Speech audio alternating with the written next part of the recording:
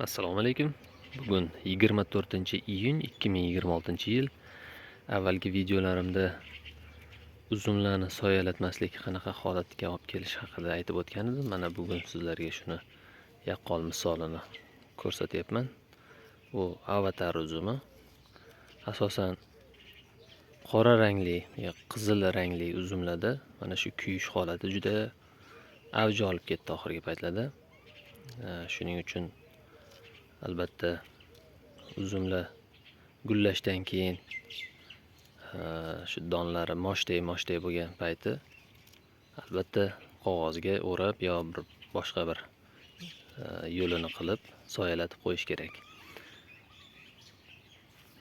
Boshqa bir boshlarini ham ko'rsataman. Mana bularda ham kuyish bor. Soya tarafida kuyish yo'q, mana boshqa joyda kuyish bor. Bu yoqdagisi umuman kuyib butkul tamom bo'libdi. Mana bunisi manikyur finger. Kuyibdi uchlari. Pastlari yaxshi mana. Bu yil yomg'irlar ko'p bo'lgani hisobiga quyoshdan kuyishga o'xshagan bir kasallik ham kuchayib ketdi. Ko'pchilikda uchradi. Antraknozni bir formasi. Shunga profilaktik obrabotkalar payti albatta misli preparatlardan foydalaninglar.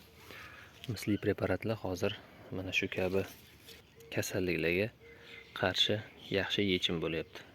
Mana bunday yorilishlar yoki bujmayib qolishlari, shularni hammasini shular bilan kurashyapti misli preparatlar. Mayli, keyingi videolarda ko'rishguncha xayr, salomat bo'ling.